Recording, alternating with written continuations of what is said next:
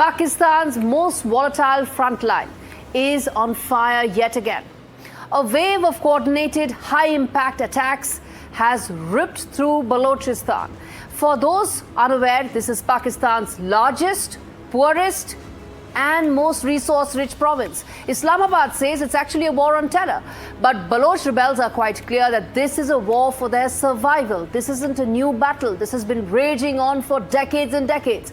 The Balochistan Liberation Army, which is the largest separatist outfit in Balochistan, claims over 200 Pakistani security personnel were killed in a multi-day offensive. A figure that Pakistan disputes but doesn't fully explain.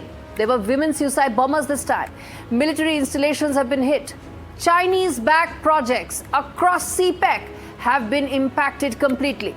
This is about who controls the land, the minerals, the ports, and of course the people. Let's break this down for you on the big wall. First and foremost, exactly the details of what the operation was all about and why China and Pakistan are in fact both completely in it together. They are both equal stakeholders, viewers, in what is happening in Balochistan. First and foremost, there were 12 districts that were hit simultaneously. As I said, a multi-day offensive planned to the T, and you can see the BLA rebels actually now upping the ante against Pakistani army. Next up, 200 plus deaths. This is what has been claimed by BLA. Something that has been disputed by Pakistan, but the BLA says it has proof to back these claims. Some civilian casualties have been confirmed by Pakistan. As I said, these have been multiple attacks, large scale, coordinated across days. So, of course, Pakistan has conceded that some civilian casualties have in fact taken place.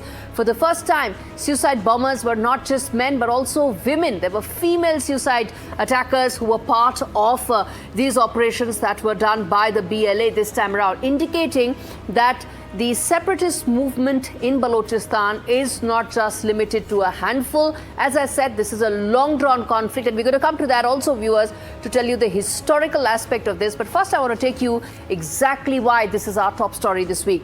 $60 billion of the China corridor, that is the China-Pakistan economic corridor, stands completely exposed.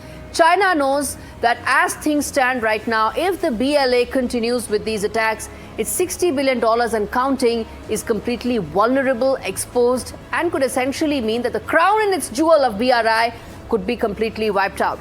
Lastly, and equally important, Baloch minerals, gas, ports have been contested, and that's where the big story lies.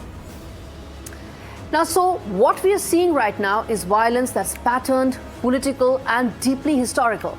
Balochistan sits on gold, gas, copper, and yet remains Pakistan's most marginalized province. China is building ports here. You have the Gwadar port right here in Balochistan. Islamabad is deploying troops. But the Baloch, well, they say they've been left with nothing but graves, disappearances, and complete silence. To understand why today these recent attacks look so coordinated, so desperate, so deadly, we have to go back decades. Here's the story of Balochistan, the genesis and the ticking timeline that has brought Pakistan to this moment, with Asim Munir now losing not just sleep but also the prospect of keeping his country together.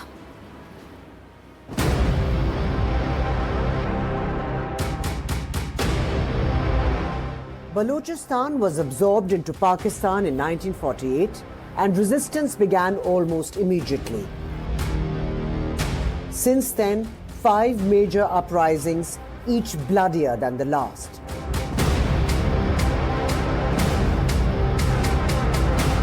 The land is vast and the people are few, just 15 million in a country of 240 million. But beneath the soil lies enormous wealth.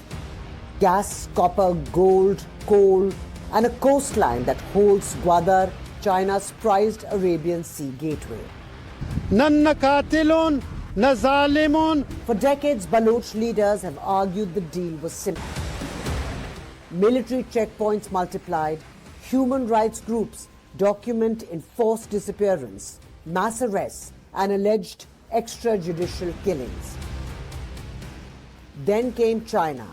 The $60 billion China-Pakistan economic corridor promised roads, ports, power, but delivered only exclusion.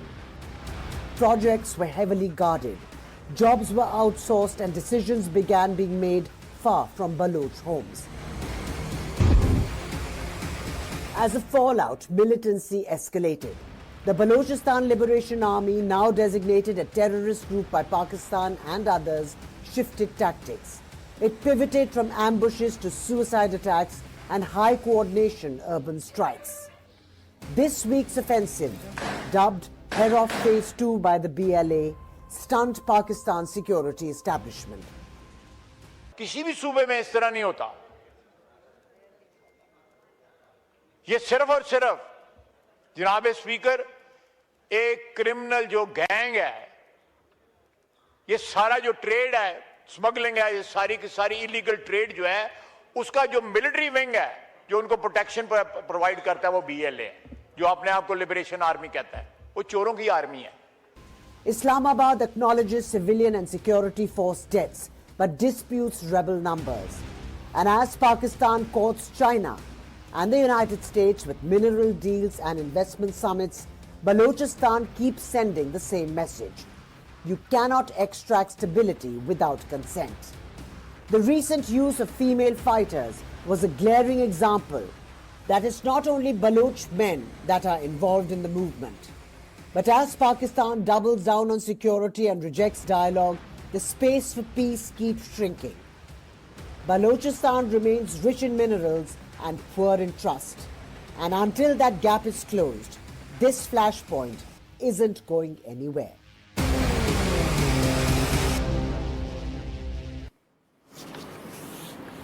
Now, viewers, Balochistan issue remains unresolved because there are massive historical grievances due to resource control, political exclusion, and the Punjabi-dominated Pakistan Army's persistent hunting of Baloch leaders.